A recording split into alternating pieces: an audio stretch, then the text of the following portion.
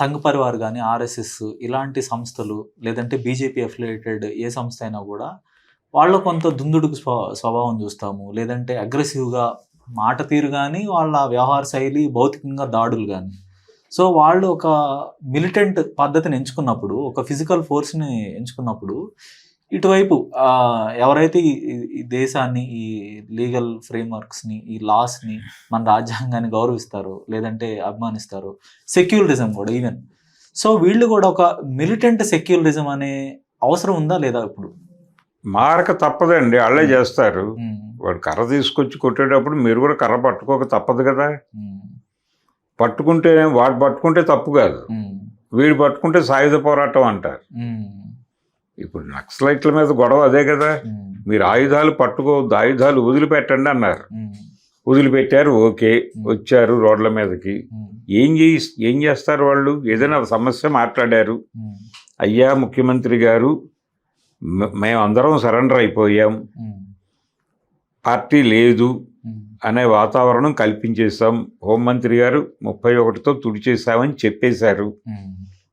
కానీ మాకు భోజనం పెట్టిన, మేం చెబితే పనిచేసిన వాళ్ళు, కార్యకర్తలు జైళ్ళల్లో ఉన్నారు. వాళ్ళకి పనులు చెప్పి వాళ్ళ దగ్గర భోజనం చేసి మేమేమో బయట ఉన్నాం. వాళ్ళు లోపల ఉండటం సబబు కాదు కదా! వాళ్ళను కూడా వదిలిపెట్టేయండి, కనీసం బెయిల్ ఇవ్వండి అని అడిగారు. ఎవరు? దేవ్జీ లాంటి వాళ్ళు కొంత ఆ ప్రస్తావన చేసే ప్రయత్నం చేశారు. ఎవరు పట్టించుకున్నారు వాళ్ళని? మీరు వాళ్ళు బయటకు వచ్చేదాకానేమో మీరు బయటకు వచ్చి పని చేయండి అన్నారు. లీగల్ ఫ్రేమ్వర్క్లోనే పనిచేస్తాం, ఇది మా కోరిక అన్నారు. నువ్వు ఆ కోరికను ఇమ్మీడియట్గా తీర్చుంటే వీళ్ళకి భరోసా వస్తుందిగా. లీగల్ ఫ్రేమ్వర్క్లో మనం ప్రభుత్వాన్ని అడిగితే పని జరుగుతుంది అనే భరోసా చిక్కేదిగా. మీరు ఈ రోజు వరకు చేయలే. అఖిల పక్షాలు జరుగుతున్నాయి, 4 అఖిల పక్షాలు జరిగినాయి లెఫ్ట్ పార్టీలతో. నక్సలైట్ కేసుల్లో జైళ్లలో ఉన్న వాళ్ళని వదిలిపెట్టండి అని. ఈ వదిలిపెట్టడానికి స్టేట్ అంటే ఇక్కడ అరెస్ట్ అయి ఉన్నారు వాళ్ళు. ఈ తెలంగాణ జైల్స్లో ఉన్నారు, అలాగే ఆంధ్రప్రదేశ్ జైళ్ళల్లో ఉన్నారు. వీళ్ళని వదిలిపెట్టమని అడుగుతున్నారు. వీళ్ళు వదిలిపెట్టడానికి వాళ్ళకున్న ఇబ్బంది ఏమిటి? సెంట్రల్ గవర్నమెంట్ నుంచి, ఎన్ఐఏ నుంచి క్లియరెన్స్ రావాలి. వాళ్ళెవరు వీళ్ళు విడుదల చేయలేరు, వాళ్ళ కోరిక తీరదు.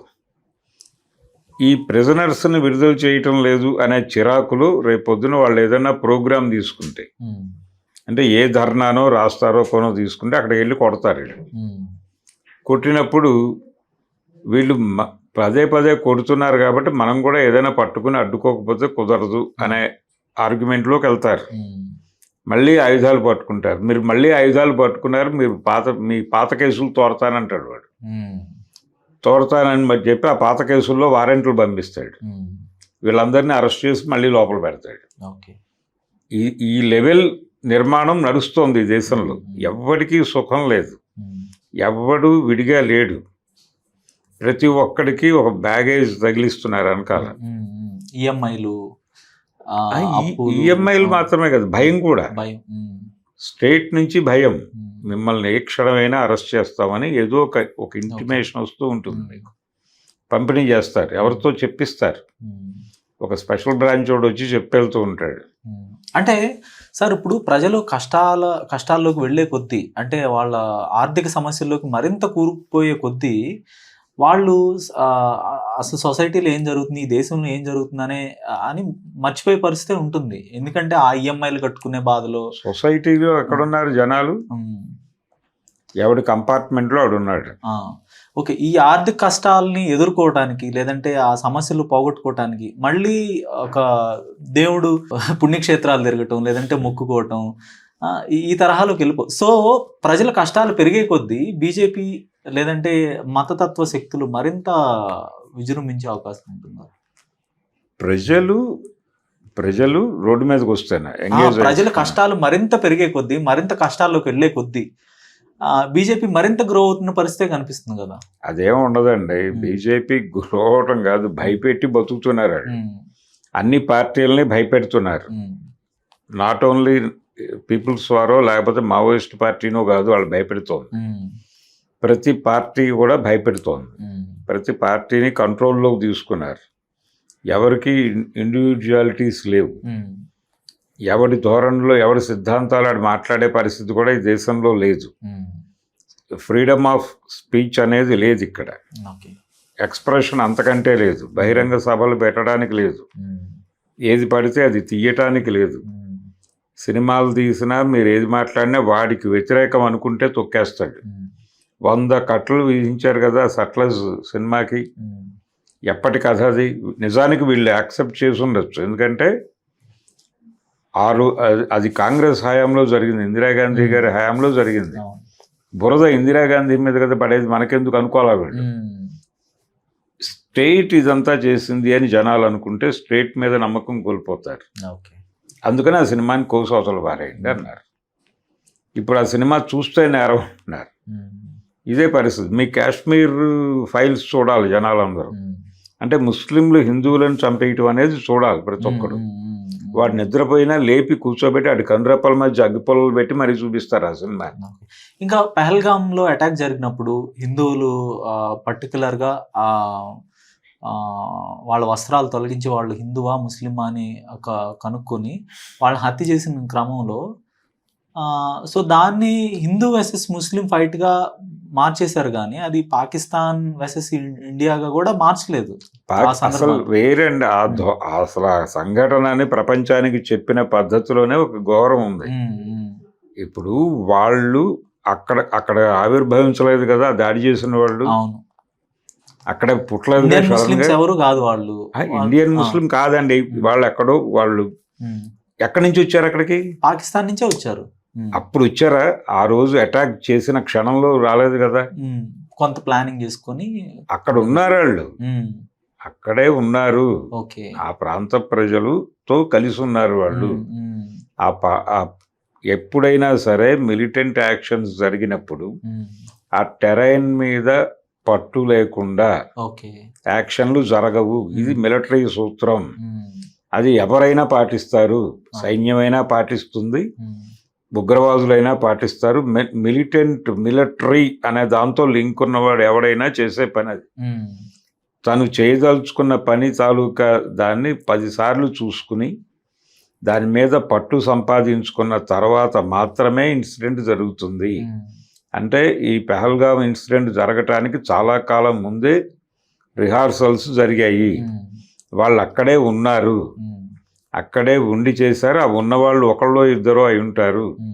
అక్కడ లోకల్ పీపుల్ సపోర్ట్ లేకుండా అది జరగదు, షెల్టర్ లేకుండా జరగదు. సో ఇంతమందిని వాడతారు. ఈ ఇంతమంది పని చేస్తారు. ఈ పని చేసే ప్రతి వాళ్ళకి అక్కడ ఏం జరుగుతుందో తెలుసు. తెలిసినప్పటికీ ఎందుకు కదులుతున్నారంటే వాళ్ళలో ఆ ఆగ్రహం ఉంది. దేని మీద ఉంది? ఈ మీరు చెప్తున్నటువంటి ఈ సోకాల్డ్ దేశం మీద ఉంది. ఈ జరుగుతున్నటువంటి క్రమం మీద ఉంది. కాశ్మీర్ని మేము అద్భుతంగా చేశామని ప్రధానమంత్రి గారు చెప్తే మనం వింటాం ఇక్కడ కూర్చున్న హైదరాబాద్లో. కానీ వాళ్ళు వినరు. వాళ్ళకి ఆ మాట వెనకాలన్న కత్తిపోట్లు, బుల్లెట్ గాయాలు అన్నీ గుర్తొస్తాయి. సో వాళ్ళల్లో ఆ పెయిన్ డ్రైవ్ చేస్తుంది ఈ పనికి. ప్రజా ఆగ్రహం, అక్కడ లోకల్ పీపుల్ ఆగ్రహం కలగకుండా, లోకల్ పీపుల్ ఆగ్రహంతో సంబంధం లేకుండా ఆ యాక్షన్ జరిగే అవకాశమే లేదు. ఏదైనా కావచ్చు. ఇప్పుడు ఒక రైల్వే స్టేషన్లో ఒక యాదగిరి రెడ్డి అనేటువంటి ఒక ఎస్ఐని కాల్చి చంపేశారు నక్సలైట్లు వరంగల్లో, కాజీపేట రైల్వే స్టేషన్లో. 86 ఆ ప్రాంతాల్లో, 85, 86 మధ్య చంపేసినప్పుడు అది వాళ్ళు మేమే చంపామని ప్రకటన ఇచ్చారు. అయితే దానికి సంబంధించి ఆ ప్రాంతంలో ఆయన చేసినటువంటి వికృత కృత్యాల వలన అక్కడ అమ్ముకునేవాళ్ళు, అలాగే ఆ రైల్వే పోలీసులు వాళ్ళ పనులు కూడా ఈయనే లాక్కుని చేసేసేవాడు ఈ యాదగిరి రెడ్డి. అక్కడున్న చిరాకు, వీళ్ళందరూ సహకరించారు దానికి రకరకాల పద్ధతుల్లో. అప్పుడు ఆ పని జరిగింది. అంతే తప్ప వాళ్ళు ఎక్కడి నుంచో వచ్చి చేయటం కాదు. ఏ ఇన్సిడెంట్ అయినా అలాగే నడుస్తుంది. కాబట్టి ప్రజలలో ఆగ్రహం ఉంది. ఈ ఆగ్రహం ఏదో పద్ధతిలో బ్లాస్ట్ అవుతుంది. ఆ బ్లాస్టింగ్ రకరకాలుగా ఉంటుంది. ఉగ్రవాదం అని పేరు పెడతారు, మరొక పేరు పెడతారు, కానీ అది స్థానిక ప్రజల ఆగ్రహంగానే చూడాలి. కానీ అదే కాశ్మీర్ ప్రజలే అక్కడికి వచ్చి కొంతమంది అక్కడ ఎవరికైతే గాయాలయ్యో వాళ్ళు మోసుకెళ్ళటం చూసాము, తర్వాత వాళ్ళకి సాయం చేయటం చూసాము. అదే కాశ్మీర్లో మేము ఈ దేశస్తులం అని ముస్లింలు కూడా అదే చెప్తున్నారు కదండి, మేము ఈ దేశస్తులమే అని చెప్తున్నారు కదా. తెల్లారలేస్తే ప్రతి ఒక్కరు దేశభక్తిని మాత్రమే, దేశభక్తిని ప్రూవ్ చేసుకోవాల్సిన ప్రోగ్రాం అనుక్షణం ఉంది అలా. నిన్న రాత్రి మీరు జనగణమన పాడకుండా పడుకున్నట్టున్నారు అని పక్క పోర్షన్ వాడు అడిగితే అప్పుడు లేచి గబగబా 10 సార్లు పాడతారు. మీరు సరదాగా రోడ్డు మీద బండేసుకెళ్తూ ఎవరినన్నా ముస్లిం నాపి మీరు రాత్రి వందే మాత్రం పాడారా లేదా పొద్దున్న పాడారా అని అడిగితే పాడాలా అండి అని అడుగుతారు వాళ్ళు భయంగా. అయితే ఇప్పుడు పాడతానండి, మీరు కొంచెం రికార్డ్ చేసుకోండి, ఎందుకైనా మంచిది అనే పరిస్థితిలో ఉన్నారు వాళ్ళందరూ. అంత టెర్రరైజ్ అయిపోయి ఉన్నారు జనాల మీద. అంత టెర్రరిజం ఇంపోజ్ చేసేసింది భారతీయ జనతా పార్టీ. సో ఈ టెర్రరిస్ట్ అటాక్స్కి కౌంటర్ టెర్రరిస్ట్ అటాక్స్ ఉంటాయి. ఆ టెర్రరిస్ట్ అటాక్స్ ఎలా ఉంటాయి అనేది రకరకాలుగా జరుగుతుంది అది.